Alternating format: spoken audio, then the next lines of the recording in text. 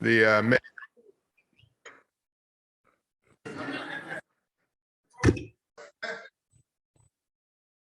if we're about to have, if you're traveling tomorrow and you need to have a COVID test, the medical team is about to leave.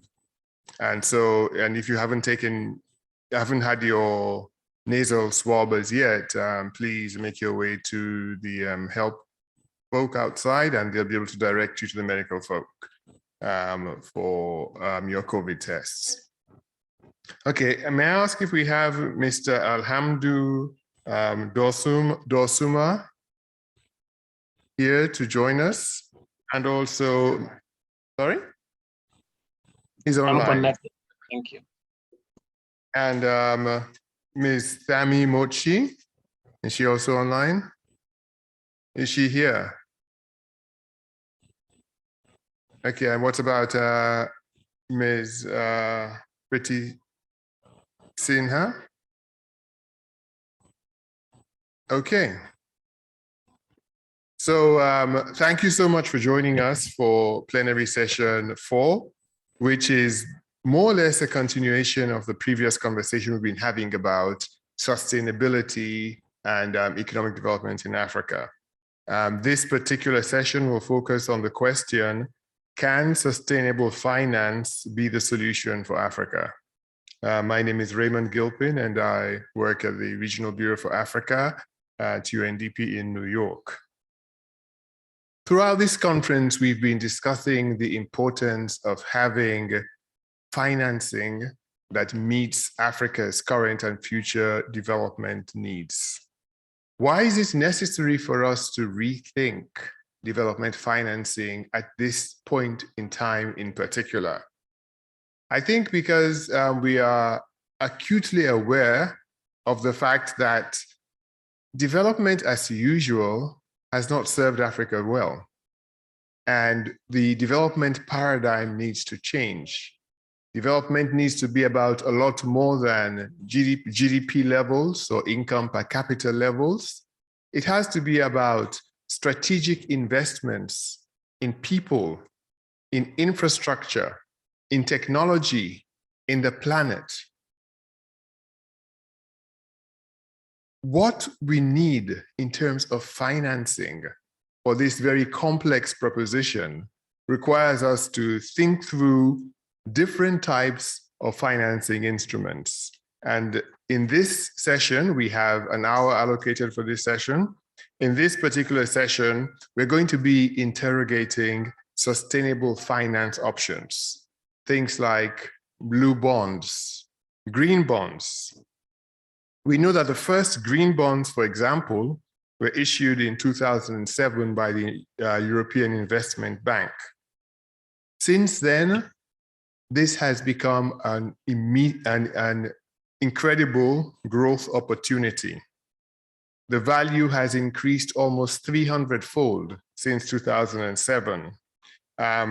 Between 2007 and 2020, it's the value of green bonds issued was a little over $1 trillion US. It's a booming industry. It's providing longer-term finance for planet-friendly investments. However, when we turn the spotlight on the African continent, only few countries have participated. The share of Africa's share of the value of green bonds, for instance, is 0.4%. So the question is, why does the continent that ostensibly needs this the most, needs diversified forms of financing for development, in an industry that has blossomed 300-fold since 2007? Why are African countries not key players in this particular area? Why are we not taking the advantage of the longer-term horizons, more concessionality and more creativity when it comes to negotiation? The possibility of using sustainable finance to catalyze other ancillary forms of development. Using green bonds, for instance, to help with de-risking larger infrastructural investment and propositions.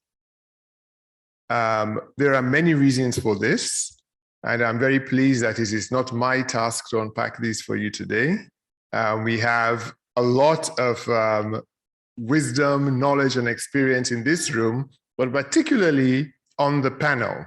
And we are looking forward to discussing with the panel, what does Africa need to do to access this source? Is it right for Africa? How do we understand de-risking in this context? And looking ahead, okay, to date we are 0.4%. If Africa wants to expand its participation in this and other forms, blue bonds, another opportunity. We know that 38 of Africa's 54 countries are coastal. We know that Africa has 47,000 miles of coastland. The previous panel discussed small island developing states. I disagree with that categorization.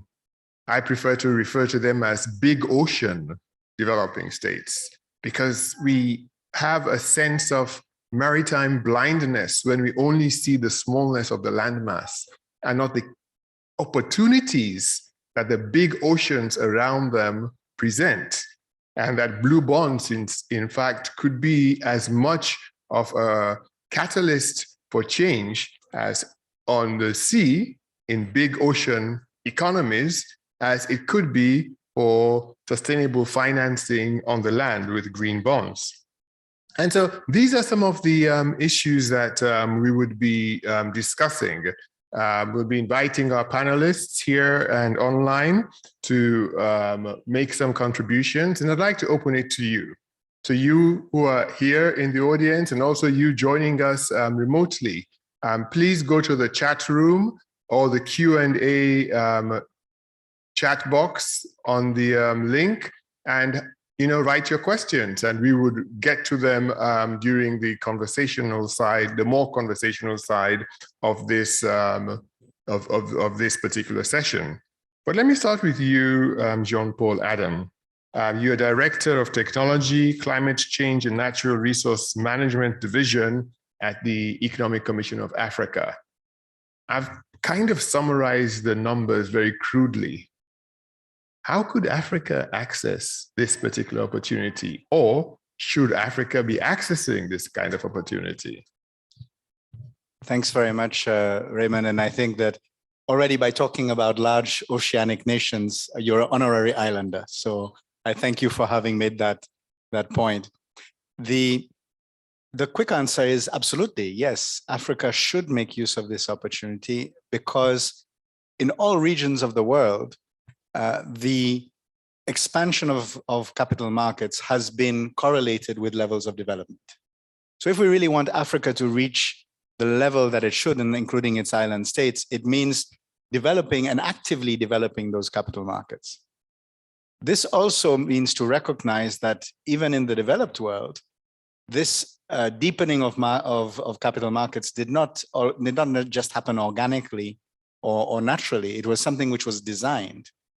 In many cases, this has been specific policies led by governments, supported by central banks, and in many cases, even supported by larger institutions, monetary institutions, and if you take the example of the European Union, by regional integration bodies.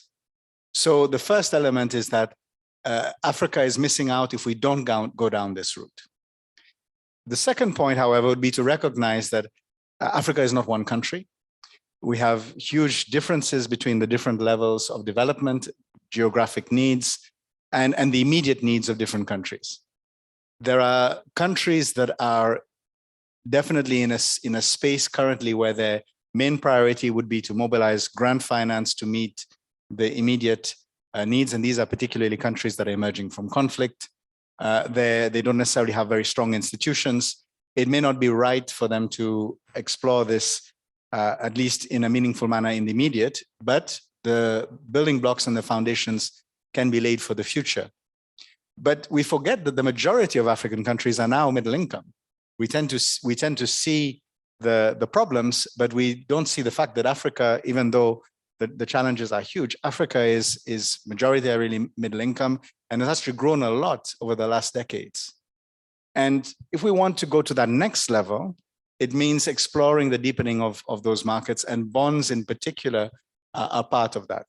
Now, we have a number of countries in Africa that are simultaneously accessing concessional finance mechanisms, such as the PRGT, but also have market access.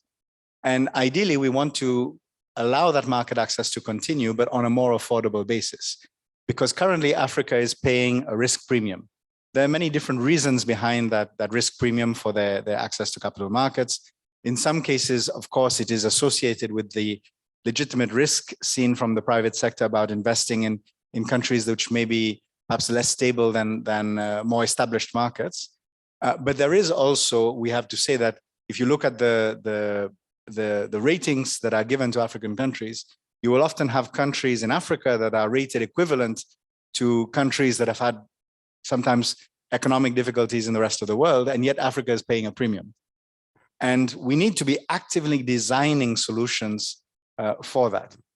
One of which the Economic Commission for Africa has put forward is a liquidity and sustainability facility. We launched the principle of this at COP26, which essentially looks at creating a repo market for Africa. So this a repurchasing market which would effectively create more demand for African bonds, and therefore also stimulating the opportunity for African countries to issue bonds.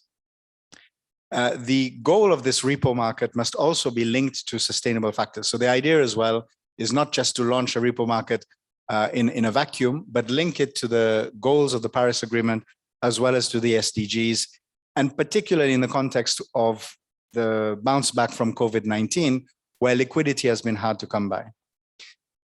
Now, classical green bonds and blue bonds are also a key part of the architecture that should be examined by African countries.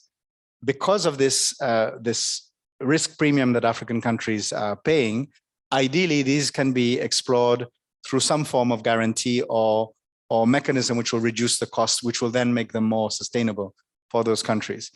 We will note that the European Union on Wednesday launched their Global Gateway initiative, and it dedicated about $40 billion as part of that process for guarantees. The People's Republic of China in the recently concluded FOCAC have also been looking at these kind of mechanisms as opportunities to stimulate private sector investment in Africa.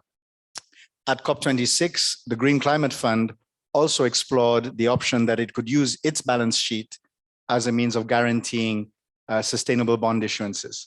So all of these are opportunities which African countries could explore and develop. Linked to that would also be the development of bond markets nationally and potentially even regionally. The final point that I will mention is debt, because while we want African countries to be able to exploring these financing opportunities in an environment where the debt profile and the debt to GDP ratio is rising on the continent, this may be a barrier to be able to develop that. So there has to be a sustainable review of the situation in African countries, looking at what are the debt reduction opportunities.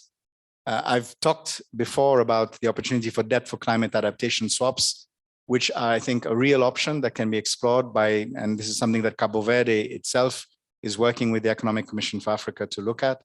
But any country that has a very defined policy for investing in climate adaptation and has a significant amount of debt could explore these options as something realistic, as a means of getting additional financing that can be invested in sustainable development. I'll stop there for now, and we look forward to further questions on these topics. Thanks.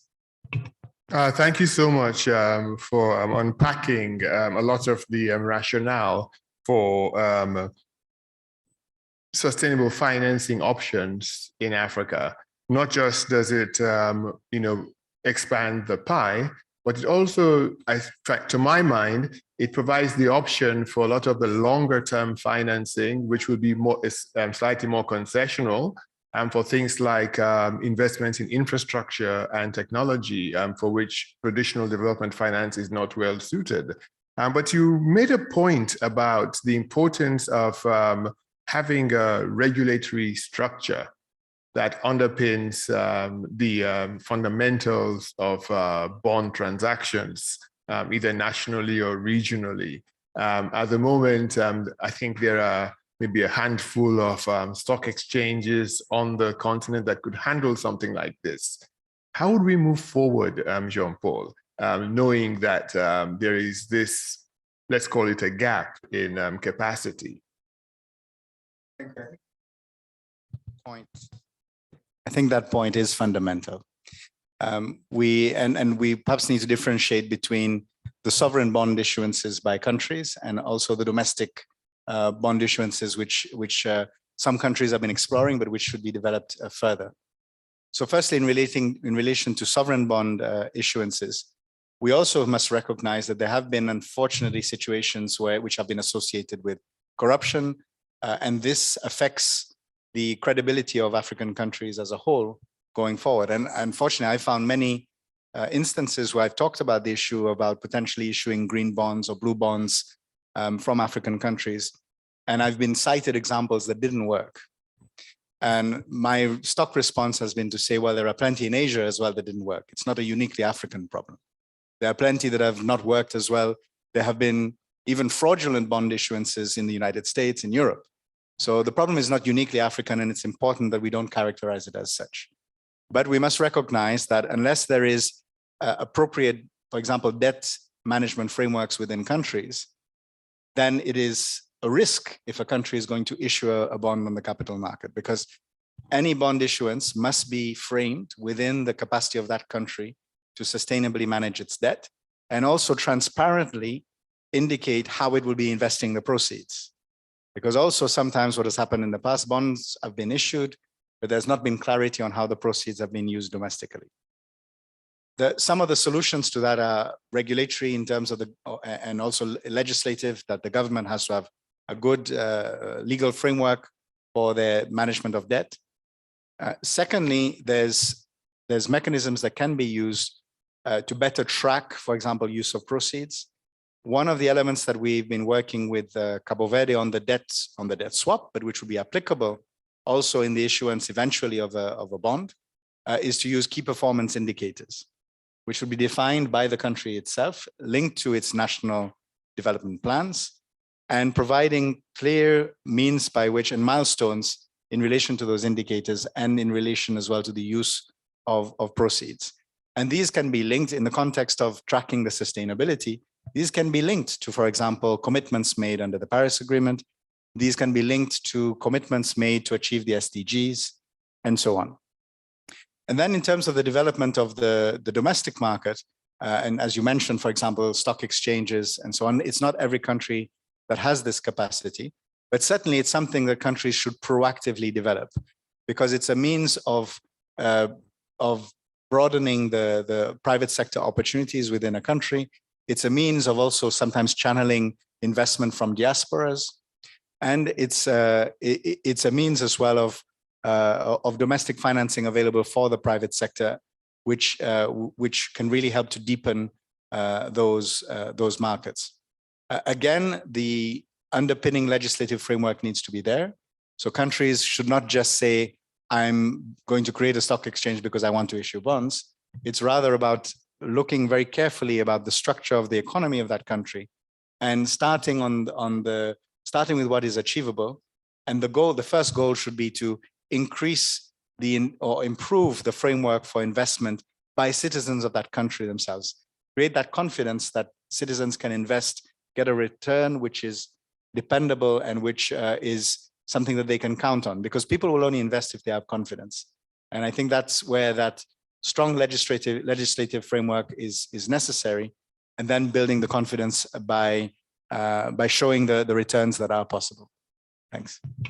No, thank you so much. Excellent points. And one of the things that, you think about, like debt swaps, probably a revolutionary, out of the box, borderline crazy idea might be using sustainable financing to refinance some of the high interest debts that African countries are carrying. So there are possibilities there. We do have, so thank you. And let me remind those online, if you do have questions, please put them in the chat box. We will be posing them to our esteemed panelists.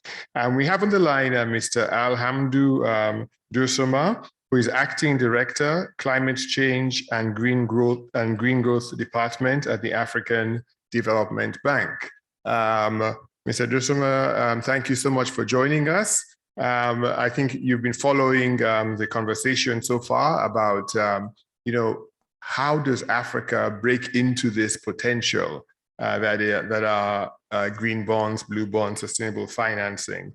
But we have to also have this conversation within the context of where is Africa going, not just in terms of growth, but also development.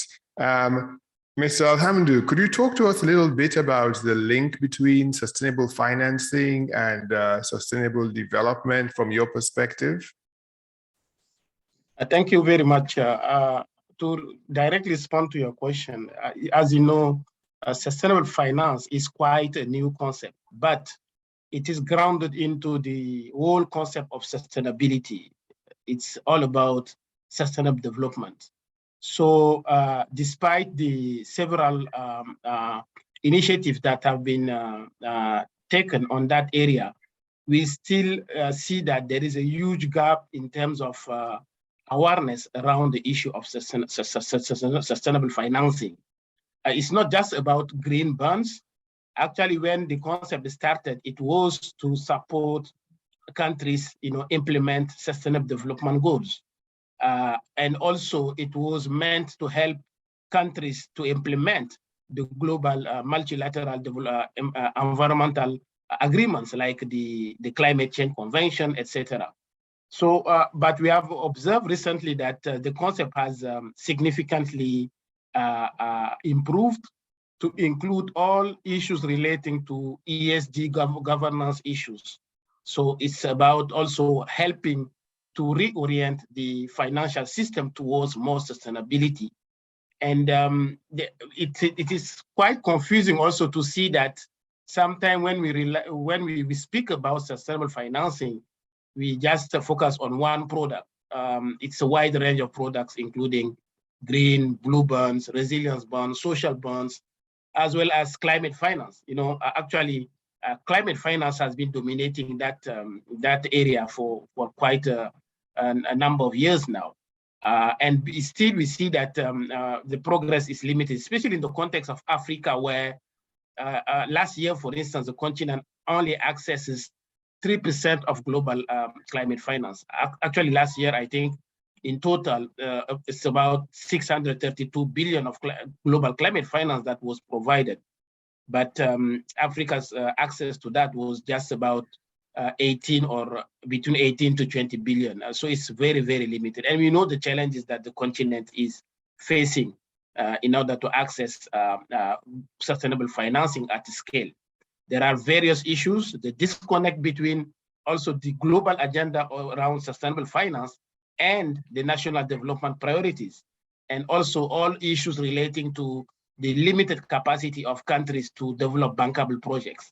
Actually, this is a very important point, because if you have to access those sustainable financing resources, you need to improve your whole architecture of accessing those funds, including your governance structures, the expertise that you need to have at the institutional level to develop proposals that can tick the boxes. Because as you know, sustainable finance is not just about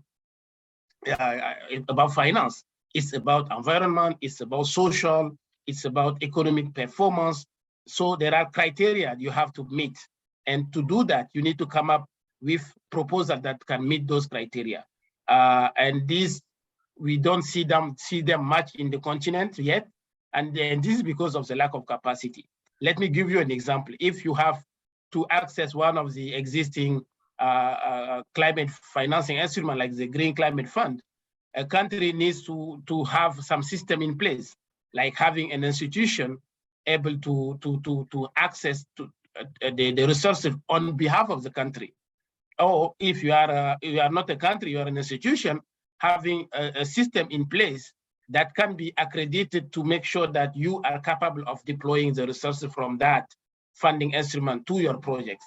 So it takes a lot of efforts at different levels. Institutional level, you need to have the financial system in place, also fiduciary standards. So it's a whole range of issues you need to consider.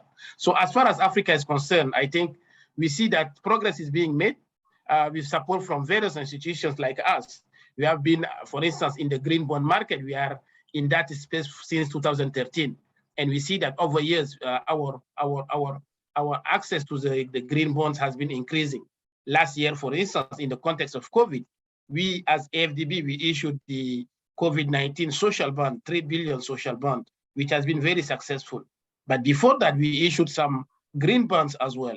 But the issue is, the problem is we see is that, the one thing is that you have the bonds, the proceeds from the bonds, but the other aspect is that you need to get the bankable projects that can make good use of those proceeds. So I think this is an area we are still working on, but we are able to deploy those proceeds to various projects, including the Cabelica wind farm in Cabo Verde, for instance, as well as many other projects. So at the African Development Bank, our approach is that we need to really support Africa increase its access to sustainable financing, those various products that are existing, including green bonds, climate finance, biodiversity finance, debt for climate swaps. There are various products, various innovative products that are existing, and we need really to build capacity at various levels. One last point I want to highlight is the importance of private sector. We have been talking about that for many years now, but we need to get into action. And for that, FDB has recently developed an initiative we call the African Financial Alliance on Climate Change. It's an initiative to bring together the financial institutions in Africa in order for them to reorient their investment towards more sustainable development activities. So this initiative is being championed by the bank in partnership with other institutions. Our objective is to make sure that even the public institutions like central banks or the ministries of finance could play the role in making sure that even public funds could be used sustainably in the country, and how we can also use public funds to leverage more private funds in order to invest in sustainable development. So I think that's the strategic approach we are taking, and we are happy to share more experience on that moving forward. Thank you.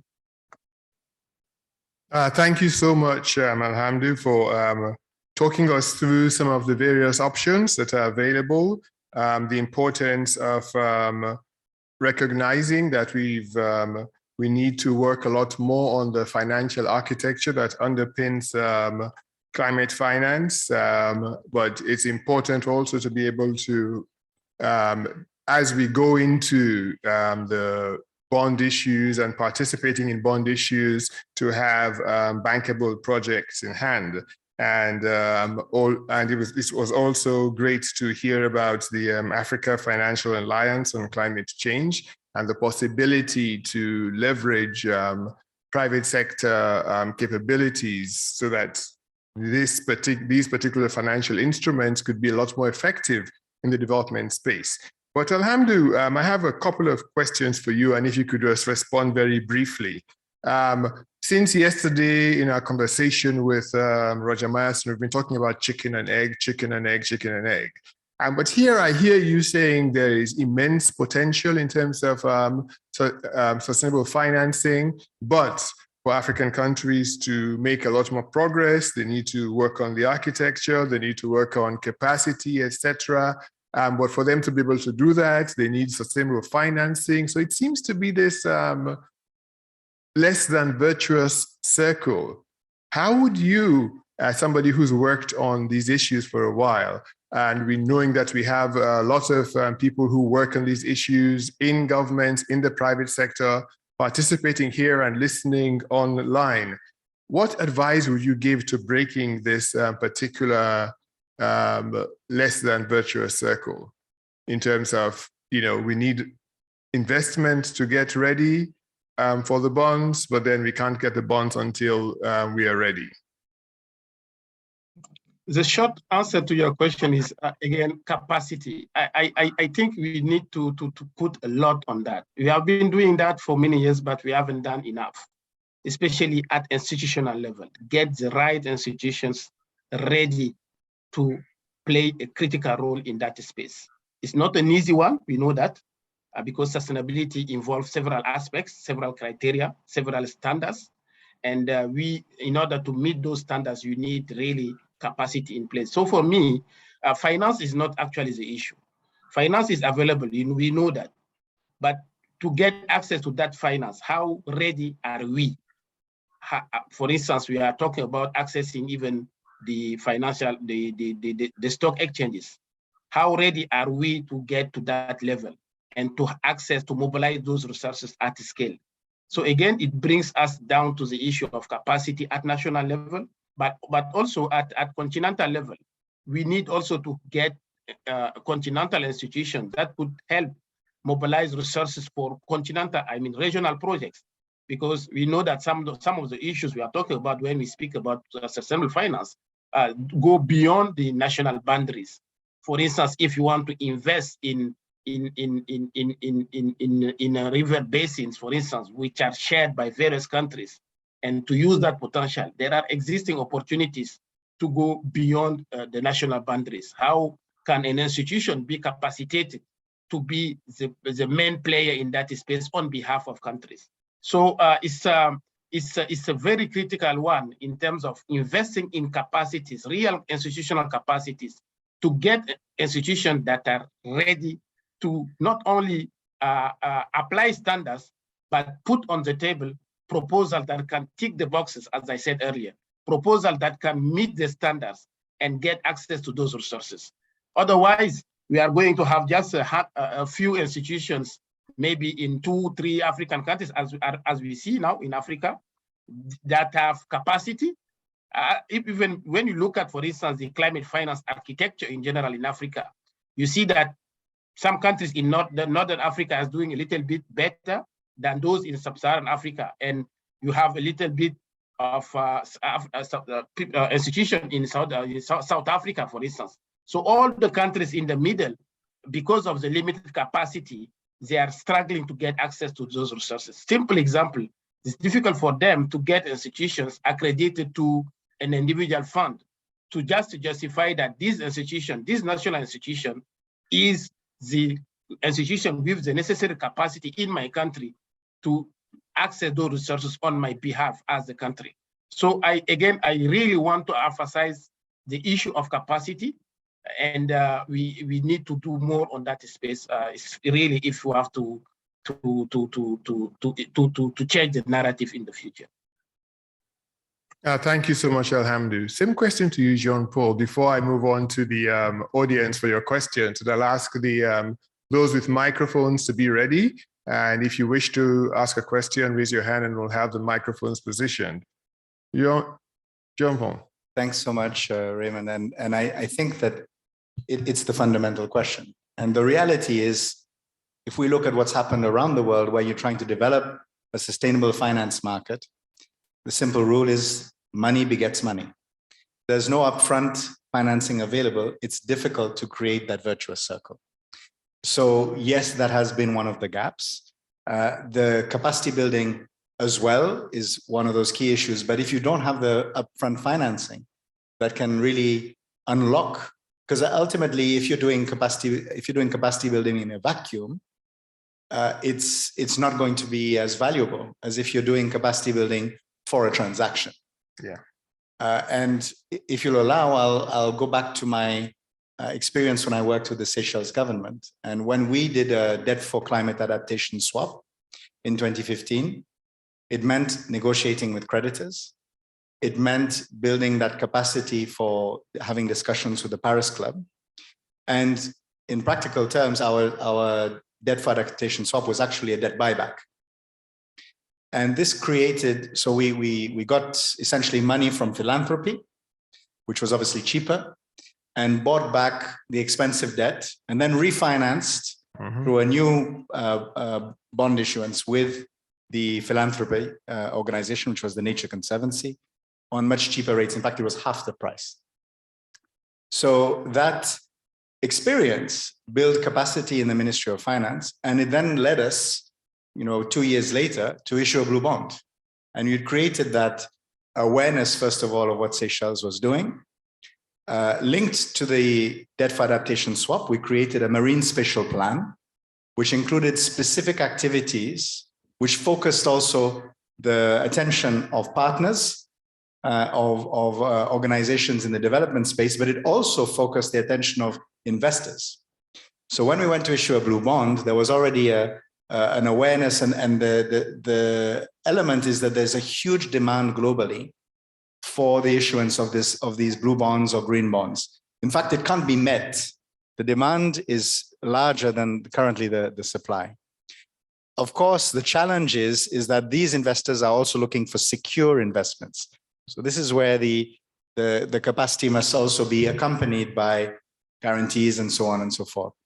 But I believe that if you get the financing and you link it to a specific transaction, that's perhaps the best way to build that capacity. I think building the capacity just in a vacuum it's still useful, but it's less interesting than if you're leading it into an actual exercise. And I think this is where also the liquidity and sustainability facility is going to be very useful for African countries, because it will allow countries that want to do that issuance to essentially learn from that process and create the opportunity then for multiple issuances going forward, and also further stimulate that demand. The final point, which builds on what Alhamdou said, is that why Africa is also really missing out from these markets is that 56% of all climate finance globally is actually from the private sector. So the more developed world is actually majoritarily financing its investment in climate resilience through the private sector. I think, yes, we have to recognize that in Africa, we need that seed financing. We need that base support, which needs to come from the Green Climate Fund and from other initiatives. But if we do it in the right way, it will actually be the precursor for bringing in large-scale investment from the private sector. And I think that's what we want to achieve, is that no matter the level of development, that we are, through the investment from grants and so on, we build the environment for investment from the private sector to follow. Thanks. Thank you very much. I've just been informed that our third panelist is online. She's Ms. Priti Sinha, Executive Secretary of the United Nations Capital Development Fund in New York. Priti, thank you so much for joining us, and thanks for being patient.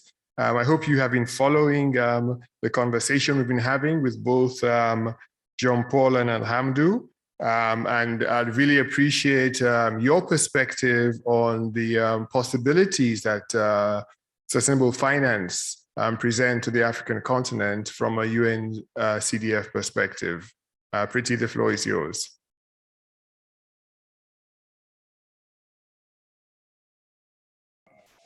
Raymond, good afternoon, good morning from New York. It's a real pleasure to be here. And before I get into my comments, I would like to say that UNCDF is closely monitoring the COVID-19 developments that are happening, which are particularly impacting some of our African countries. And as you know, we serve to a large extent, at least 33 of the 46 of the LDCs that we serve are in Africa, and therefore we monitor this development very closely. Also, our whole focus on financing and financing in the COVID-19 period is determined with the fact that we want to help the SMEs and local governments during this period. I'd like to congratulate the institutions that have organized this very timely and inclusive conference. And thank you, Raymond. Thank you to the African Development Bank Group, the UN Economic Commission for Africa, UNDP, and of course, the government of Cabo Verde. Let me say from the outset that today's convening is not only to create inclusive, resilient, circular economies, but to realize that Africa is an innovator and an incubator of all these aspects itself.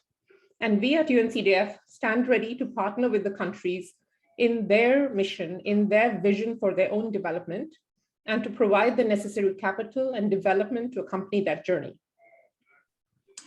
I would like to use my remarks to combine two themes that are mutually reinforcing.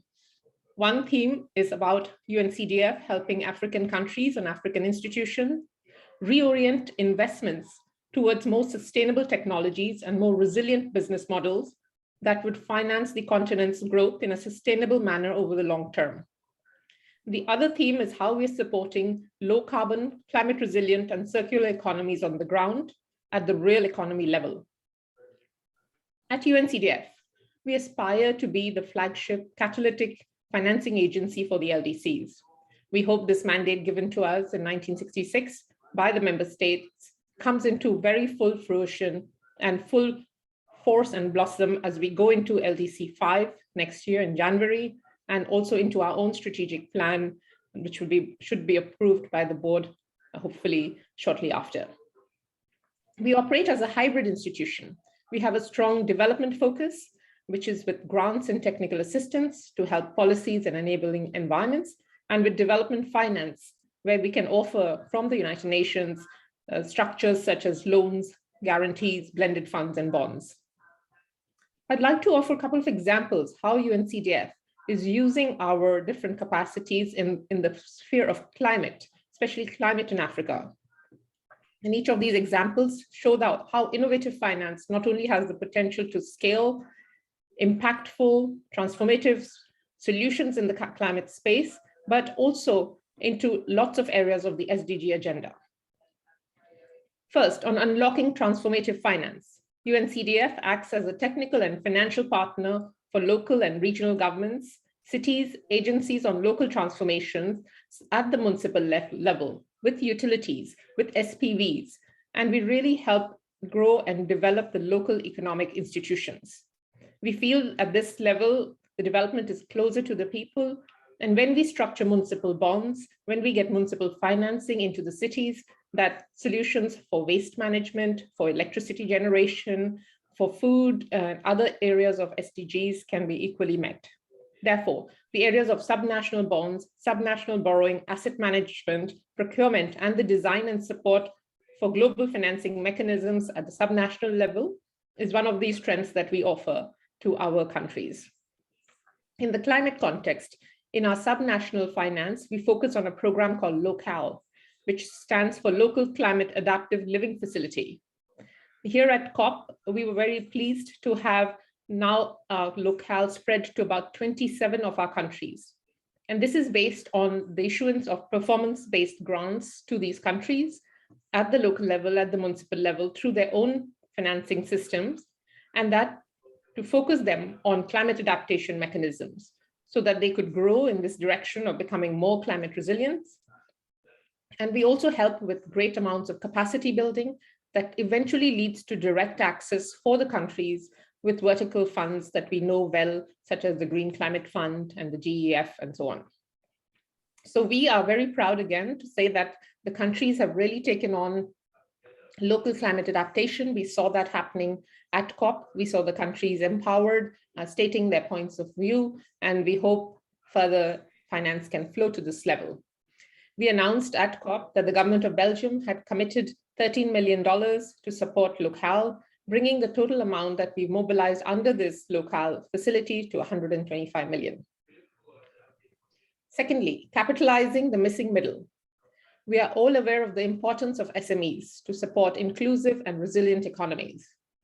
But for SMEs to play a role of serving as agents of transformation, the challenge is, especially in the last mile, they find themselves in the missing middle trap, with capital needs that are too large for microfinance and too small or too risky for local banks and commercial lenders, and perhaps even DFIs. The commercial and development importance of SMEs to the SDG agenda is why UNCDF focuses on financing these missing middle enterprises. Taking this into the climate space, we have promoted access to finance across the energy value chain, from customer to enterprise to larger investments. We helped fill the SME energy financing gap, both through solar, improved cooking business models, and with digital and other technologies to enable pay-as-you-go or pay-go which is for the moment the right model with which consumers and customers could pay for energy access. Through our clean energy portfolio, UNCDF we have sold about 1 million clean energy products through the SMEs, with an estimated 1 million tons of CO2 to be offset.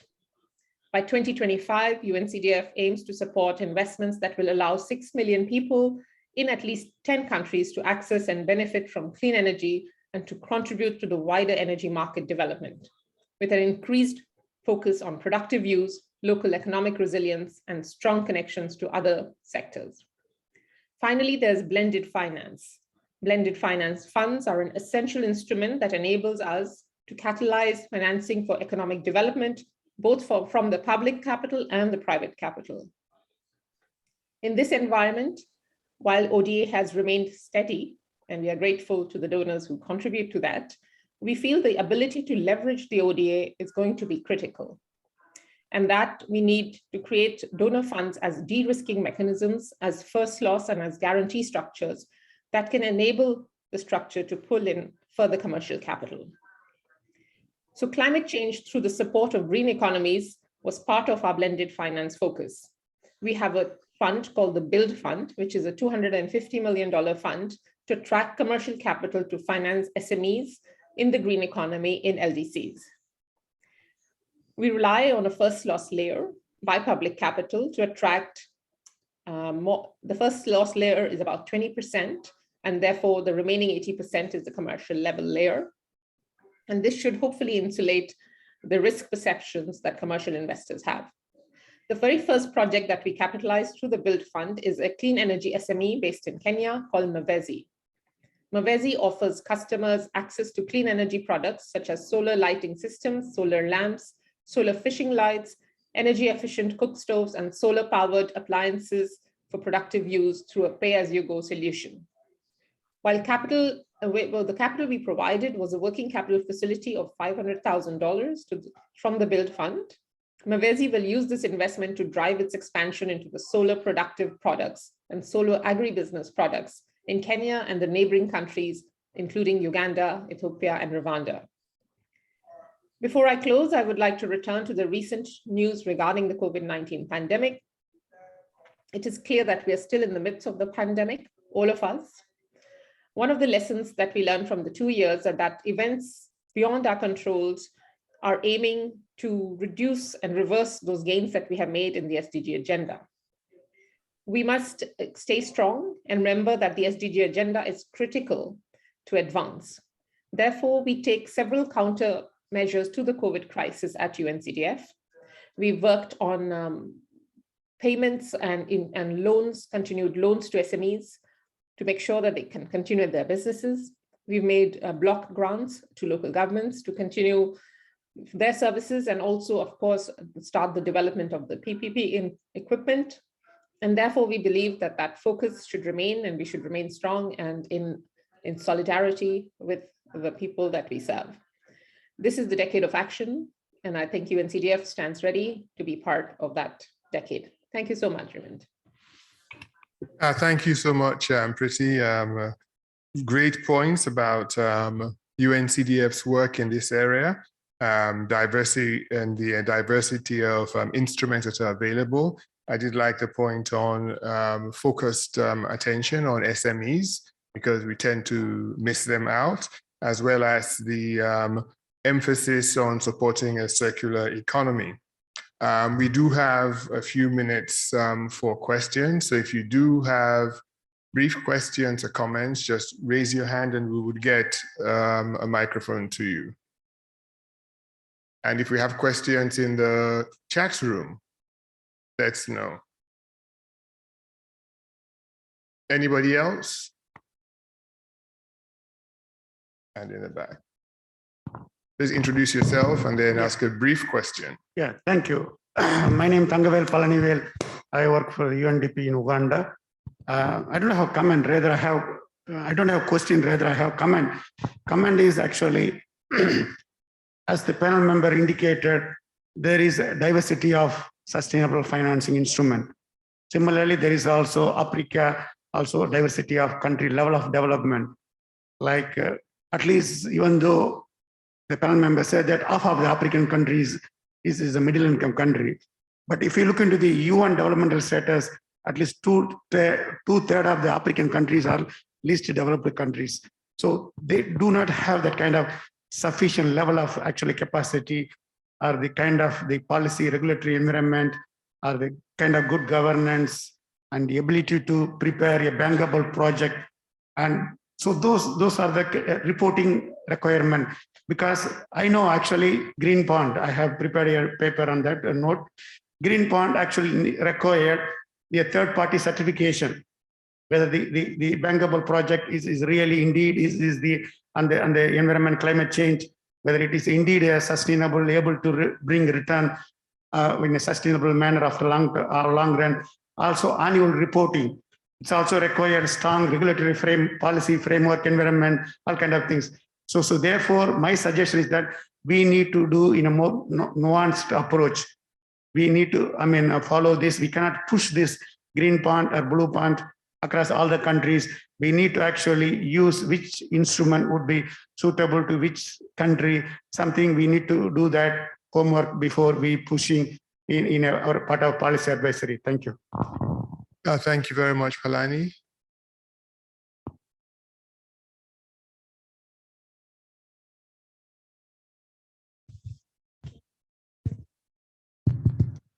Good afternoon. My name is Randy. I'm an entrepreneur engineer here in Sail Island. My question is about the process of getting a green bond. I saw that one of the steps of getting a green bond is about certification. And it is known that it can be institution certificators, like companies, or singular person certificators. And my question is, based on the size of the project of the company that is going after green bonds, which one is best, if there is such a thing, and what are the key points that the certificators will look in the projects, if we can go with just one project, or if we can go with a group of projects, which one is better? And thank you very much. This is my question. Thank you so much. Any other questions or comments in the room? Yes, ma'am.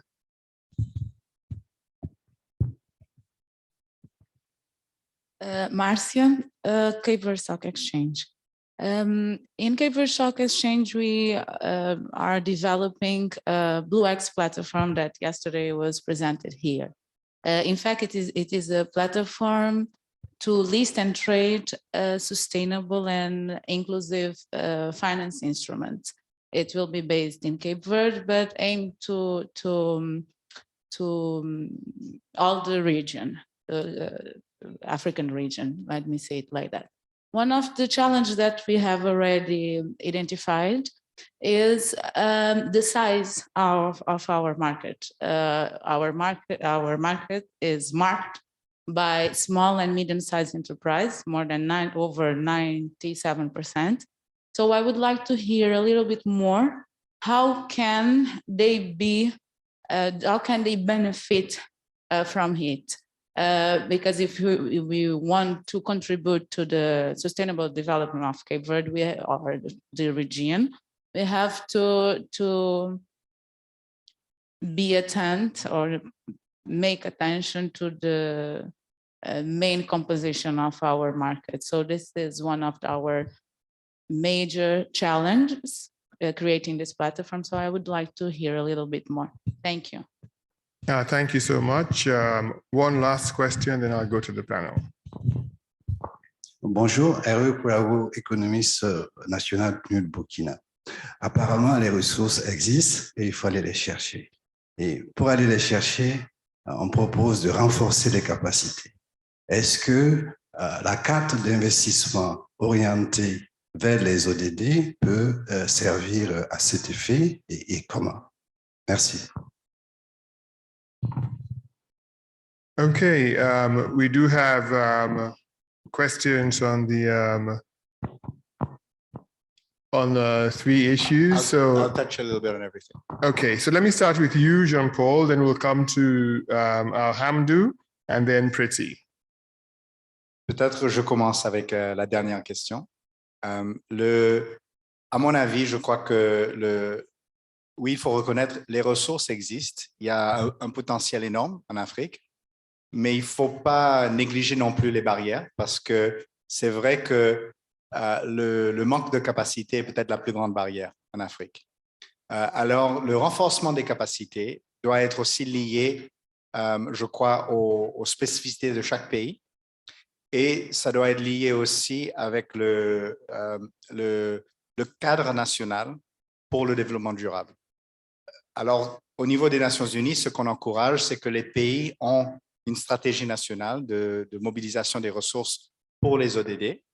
Et ça doit inclure, bien sûr, un volet qui est visé vers les partenaires, vers les donateurs, mais qui a un volet qui regarde aussi le développement du marché local et qui regarde justement comment une feuille de route pour mobiliser les financements sur le plan national. Alors, c'est dépendant du niveau du pays, ça peut commencer avec les banques, mais ça peut aussi regarder le développement, par exemple, des stock exchange, le mot en français m'échappe, des bourses, pardon, des bourses, merci, le développement des bourses, mais c'est peut-être pas le cas pour chaque pays, c'est peut-être à développer.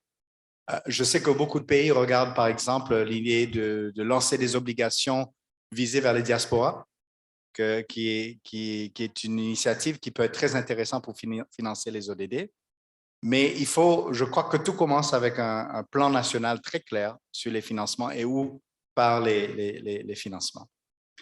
On the question of the costs of certification, or rather the challenges, which I think came up in 2 questions, certainly certification of green bonds and blue bonds is heavy. And I think for many developing countries, it has been a turnoff, and it is one of the reasons why the issuance of green bonds and blue bonds by African countries is relatively low, 0.4%, as Raymond mentioned. And we have to, I think, go back to why certification is required. So certification is required because there has also been a lot of greenwashing, where bonds have been issued which are labeled green, but in practice are not. But perhaps a little bit controversially, I think we also must recognize that even some that are certified, because there's no central authority for certification, even some that are certified are green in name only. What I would like to see, and I think from the development communities type of what we would like to see is really a focus on, if we're going to if we're going to have a green bond, is really the impact that it has on taking us closer to the Sustainable Development Goals and closer to the Paris Agreement. Mm-hmm. So therefore, what we are advocating is less a focus on certification, but more on the indicators. And what I think we will see, there is an increased appetite among the market for people who will invest in bonds to look at the indicators rather than just the kind of green economy, green bond certification. So I think we will actually see a development of the market where if you've got if you've done your work on the indicators, you can avoid a lot of the pitfalls of certification. That's my hope. And I think based on conversations that I've had with some people who are active in the bond market, I think there's real potential for that to be the case. And this would reduce because the idea of indicators is that it should be then aligned with national development plans, which are linked to the Sustainable Development Goals. In the context of the work that ECA is doing with Cabo Verde, we're working on a debt swap first. If we are successful in the debt swap, then we may issue blue bonds. But the point will be is that working on the indicators, the key performance indicators, which are featured in the government budget anyway, and which are aligned with the National Development Plan aimed at achieving the SDG. So you have to do some background work because you can't just say it's going to be sustainable. But the idea is that for the government, it's linked to their national process anyway. And I think that will create a lot more simplicity. And I think it will be more relevant, including as well for the investor, because it will bring more relevance for the scope of the investment. On the question on the stock exchanges and the how to involve, for example, small and medium enterprises, I think a well-designed bond, even if it's a sovereign issuance, can channel funds into MSMEs. If I look at Seychelles' experience when we issued a blue bond, the overall blue bond was to finance the blue economy, but a portion of those funds were aimed at fisheries entrepreneurs that wanted to be more engaged on the value chain. And that would mean, for example, investing in cold storage and being able to use some of that financing at a cheaper rate than they would normally have access to be able to invest at that level. So I think if you identify a need at the national level that concerns MSMEs, and you can structure your bond in such a way whereby that financing is channeled to them. And I think certainly, if you look, for example, the tourism sector, there's a lot of opportunity to create more investment opportunities for MSMEs that are building the value chain around tourism within the country, as an example. And that could be structured as a bond. And very simply, just to think of a practical example, let's say you wanted to develop the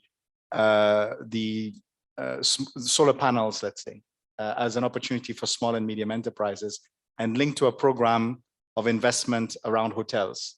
For that, you could have a bond issuance which targets financing at a cheaper rate or at an affordable rate for the entrepreneurs that could be involved in the development of these panels, linking it again to the tourism sector. As an example, so a lot of it is about capacity building. It's about creating that right framework in the first instance. But I'm following with a lot of interest what Cabo Verde is doing on your local stock exchange, and I think it's going to be very interesting. The problem of scale is always a problem.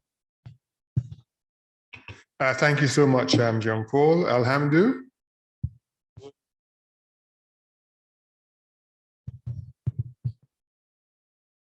There's one question online. No, let's just finish these first. Thanks. Yes, Alhamdou.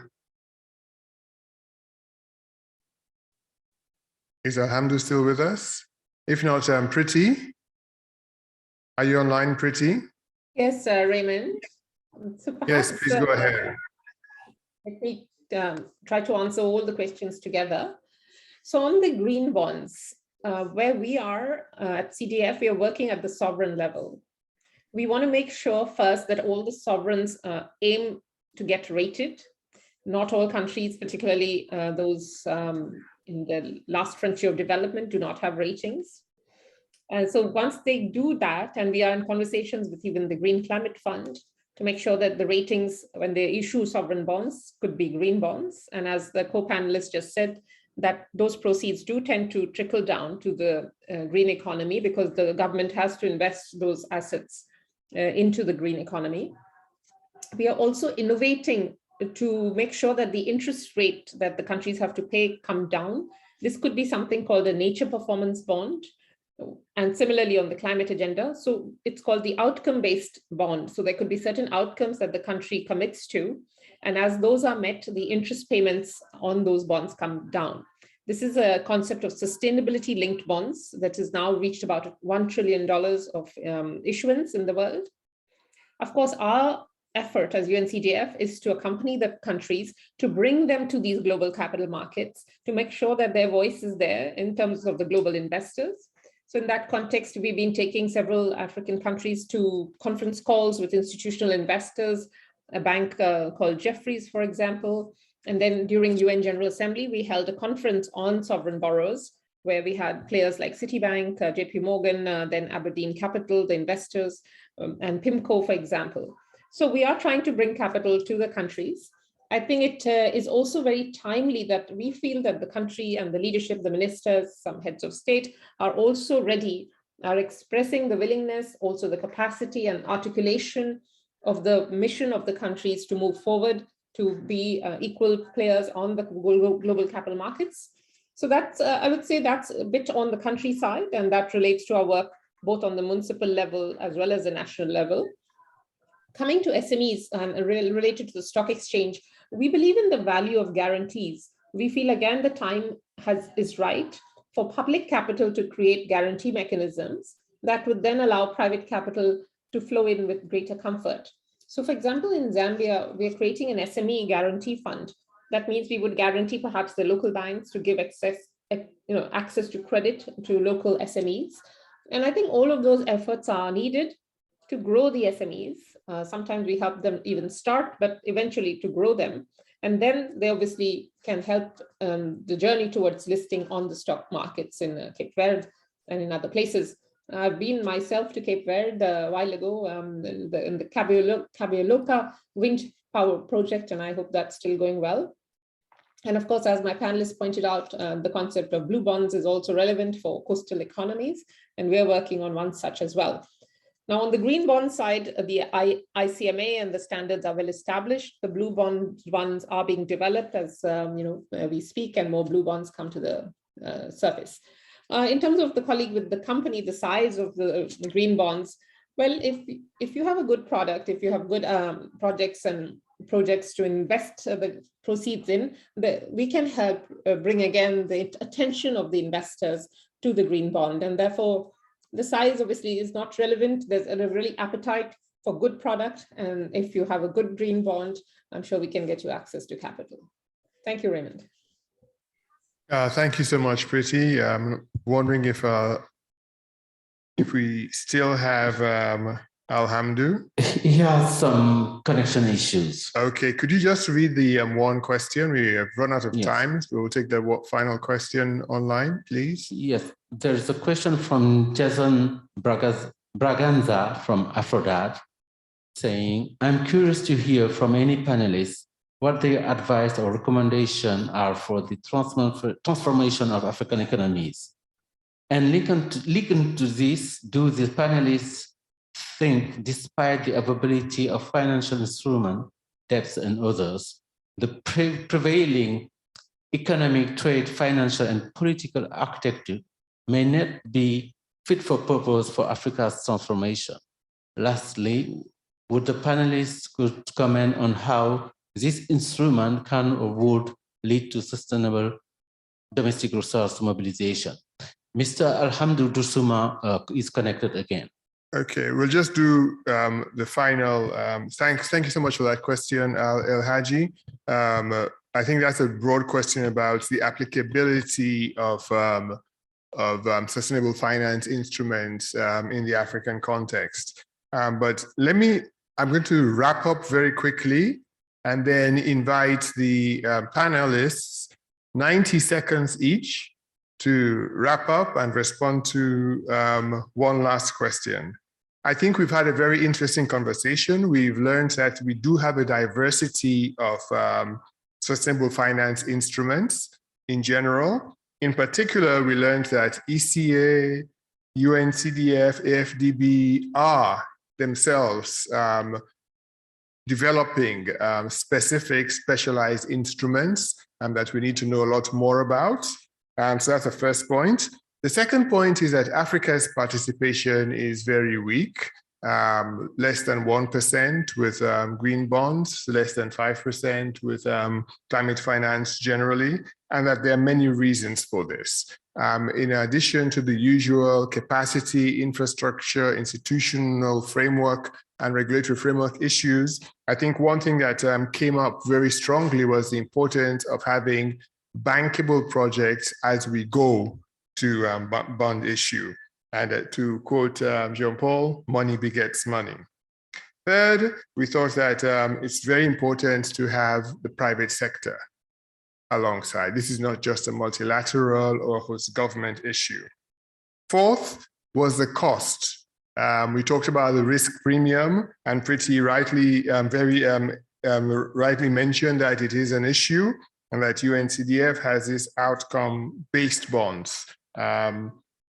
Jean-Paul talked about the innovative use of KPIs Because myself, I find a lot of the ratings, whether it is credit ratings or transparency, internationals, corruption indices, not as helpful as they could be in these particular contexts. So KPIs, the outcome-based approach might be the way to reduce the risk premium when it comes to sustainable finance for African countries. Lastly, I think we heard in various forms that going to scale for Africa would make sense for profitability and sustainability of these instruments. And so regional dynamics matter, whether this is anchored in bespoke regional relationships, or we piggyback on the regional economic commissions, or the African Union is open. But all of these things, I think, came out and leaves us with a lot of hope, but also hope that is grounded in the reality of the challenges that African countries face. The good news is that the only way should be up for Africa. There's a lot of scope for expansion, but if these challenges are met. Before I invite the quick roundup from the three panelists, I'd like to read a quote from Afsane Beshloth. She is the CEO of Rock Creek, a well-known global assets management company. She was writing on sustainable finance in the Finance and Development publication a couple of years back. And she said, one of the quotes was that sustainable finance may be experiencing a global age of innovation. Is that true in the African case? And how could African countries be part of that innovation and benefit from innovation? Priti, I'm going to start with you and then go to Alhamdu and then Jean-Paul. Any response to that? And then we will wrap up very quickly. 90 seconds each. Priti, you have the floor. Thank you, Raymond. As the UN principle, one country, one vote for 193 countries, I would like to say the same for capital markets. I believe that capital should serve humanity. So I want to see each country empowered and accessing those capital markets. So basically, I want to see good country leadership, good entrepreneurs. I want to be with them and to strengthen their voice as they reach out for global capital, global and domestic. Capital should be accessible both to countries and to entrepreneurs. Thank you very much, Priti. Alhamdu, please. Thank you very much. Quickly, I think on my side, I believe there is a need for blending and combining different sources of finance if we have to succeed in achieving sustainable financing objectives. I was disconnected, but I heard some of the questions. Domestic reserve mobilization is also part of that. And for that, I think at country level, there is a need to green the financial ecosystem. For instance, how can the commercial banks can go green? How can we have national institutions able to finance green investments? Also, I think somebody mentioned SMEs, that's my last point. I think, and it's right, because in Africa, most of the private, what we call private sector entities are SMEs. How can we help them also be part of that very ambitious and the global agenda of sustainability? And therefore, we have recently developed two products actually at the bank. One is an initiative to create green banks in Africa. Another one is an initiative to provide financial resources to SMEs to go green. And I think these experiences will help us really understand the market and improve on moving forward. Thank you very much. Thank you very much. Jean-Paul, you have the last word. Thanks very much. I think firstly, we are in an age where innovation in finance, I think, is coming to the fore. Africa is part of it, but we are very much at the start. There are some countries that have issued bonds recently. Egypt did so in 2020, a green bond for investing in renewable energy. South Africa issued just over a month ago, 3 billion rand for the restructuring of their energy sector and refinancing of Eskom, and precisely to create space to invest in their renewable energy sector. And of course, my own country, Seychelles, a few years ago issued a blue bond. There is space for innovation, and Africa is part of it, even if we're very much at the beginning. I think for me, the first point to actually achieve that is be clear on what you want to achieve. Because no one is going to give you money because you need money. If you have a very clear goal on what you want to invest, then you have an investment case. And an investment case is much easier to sell. Thank you. Thank you so much. On that optimistic note, it remains for me to invite you here in the hall and those joining us remotely for a round of applause for our excellent panel. Thank you very much. And a colleague from ECA has a quick announcement. That's what you wanted. No. Just a quick one for all of us. Have evaluations for this conference. It's going to be sent to you by email, maybe tonight or tomorrow. And we are just encouraging all of you, when you receive it with the links, please evaluate, be honest and candid about what you feel about the conference. And let us have them not later, no more than a few days after, maybe within 3 days or so. Please return all the evaluations, but we will certainly communicate that to you. I thank you.